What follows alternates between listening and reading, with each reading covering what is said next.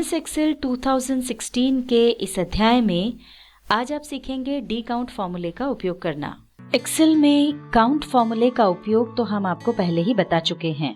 Count formula किसी column या रो में कितनी सेल्स हैं ये काउंट करने के लिए उपयोग में आता है।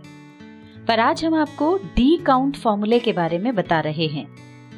डी काउंट हमारे द्वारा दी गई कंडीशन के आधार पर डेटाबेस के किसी एक कॉलम के नंबर्स को काउंट करने के लिए उपयोग में लाया जाता है।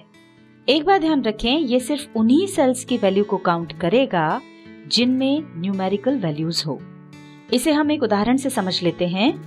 यहाँ पर हमने कुछ स्टूडेंट्स का डेटाबेस बनाया हुआ है। इस डेटाबेस में स्टूडेंट्स के नाम, उनकी क्लास, उनकी एज और उनकी हाइट लिखी हुई है। मान लीजिए आपको कुछ कंडीशंस के आधार पर 2 फुटबॉल टीम्स बनानी है। पहली कंडीशन तो ये कि हमें 9th क्लास के उन बच्चों को लेना है जिनकी हाइट 154 सेंटीमीटर से ज्यादा है। तो हमें ये पता करना है कि क्लास 9 के कितने बच्चों की हाइट 154 सेंटीमीटर से ज्यादा है जिन्हें हम टीम में ले सकते हैं। दूसरी कंडीशन हमने यहाँ पर लिख रखी है, वो ये कि हमें 10th क्लास के उन बच्चों को लेना है जिनकी उम्र 16 साल है। तो यहाँ पर हमको ये पता करना है कि क्लास 10th के कितने बच्चों की एज 16 साल है जिन्हें हम टीम में ले सकते हैं। हम डी काउंट फॉर्मूले को दोनों कंडीशंस के लिए अलग अलग तरीकों से उपयोग करके देखेंगे। पहला फॉर्मूले की सहायता से और दूसरा इंसर्ट फंक्शन ऑप्शन की सहायता से। चलिए पहले फॉर्मूले का उपयोग करते हैं। फॉर्मूला टाइप करने से पहले जो भी कंडीशन फॉर्मूले में लगानी हो उसे अलग से लिख लें। ध्यान रखें कि कंडीशन और डेटाबेस की हेडिंग सेम होनी चाहिए, नहीं तो फॉर्मूला वैल्यू को रीड नहीं कर पाएगा। ये जरूरी नहीं कि आप क्राइटेरिया में सभी हेडिंग लिखें। आप जिस हिसाब से कंडीशन लगाना चाहते हैं केवल उसी की हेडिंग भी लिख सकते हैं। यहाँ पर हमने क्राइटेरिया के लिए वो सभी हेडिंग्स ले रखी हैं जिनमें न्यूमेरिकल वैल्यू है। चलिए अब फॉर्मूला टाइप करते हैं। सबसे पहले इक्वल टू का साइन लगाएंगे, फिर टाइप करेंगे डी काउंट। ये देखिए नीचे फॉर्मूला आ गया है। चाहे तो यहीं से डबल क्लिक करके आप फॉर्मूला ले सकते हैं। यहाँ ब्रैकेट के बाद सबसे पहले है डेटाबेस। इसके लिए हमें अपना पूरा डेटाबेस सिलेक्ट करना होगा। इसमें डेटाबेस की हेडिंग्स भी सिलेक्ट करनी होगी। जैसे हमारे डेटाबेस की पहली लाइन इसकी हेडिंग्स की है जिसमें स्टूडेंट्स नेम, क्लास, एज और हाइट है। यहाँ पर डेटाबेस की जो रेंज है वो स्टूडेंट नेम से शुरू होती है और 147 पर खत्म होती है। तो हम इस पूरे डेटाबेस को सिलेक्ट कर लेंगे। डेटाबेस सिलेक्ट करने के बाद कॉमा लगाएंगे। नेक्स्ट है फील्ड। इसके लिए हमें उस कॉलम की हेडिंग को सिलेक्ट करना है जिसके लिए हमको काउंटिंग करनी है, और उसके लिए पूरा कॉलम सिलेक्ट करने की आवश्यकता नहीं, केवल हेडिंग पर क्लिक करना है। हम किसी भी कॉलम की हेडिंग सिलेक्ट कर लेंगे क्योंकि हमें केवल काउंटिंग ही करना है, इसलिए हम एज पर क्लिक कर रहे हैं। कॉमा लगाएंगे। अब फॉर्मूले में आखिरी ऑप्शन है क्राइटेरिया।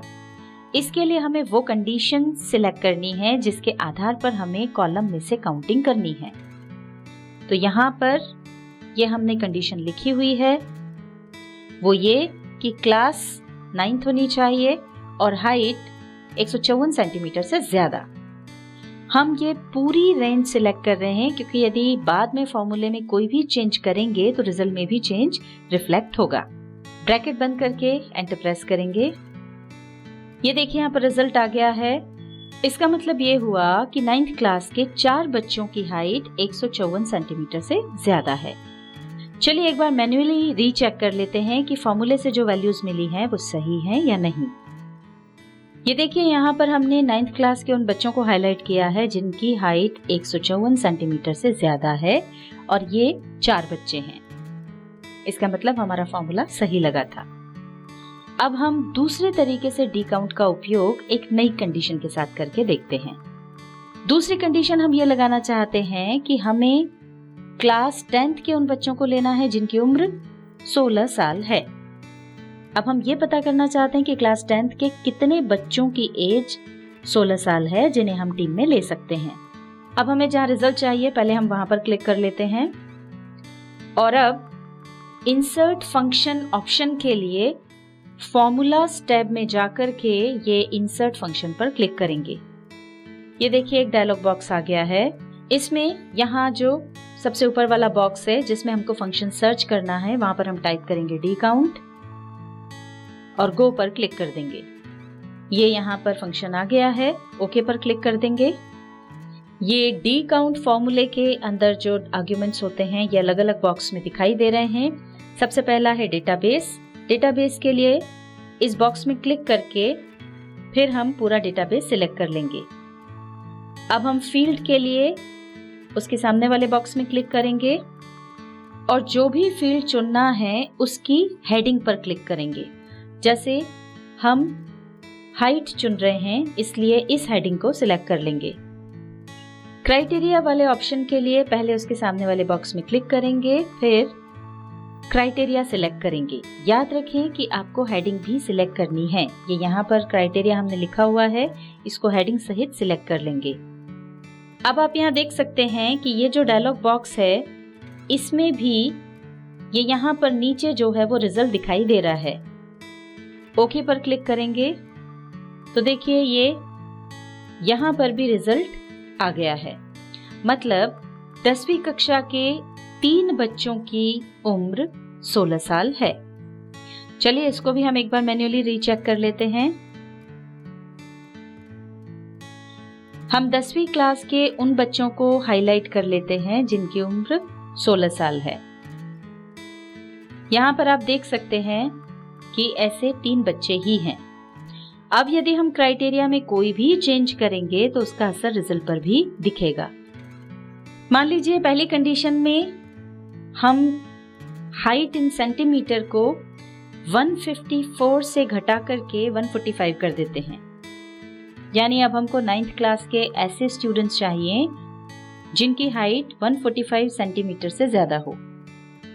तो देखिए जैसे ही हमने ये चेंज की कंडीशन, यहाँ पर रिजल्ट चेंज हो गया है। पहले ऐसे 4 बच्चे थे और अब ऐसे 5 बच्चे हो गए हैं।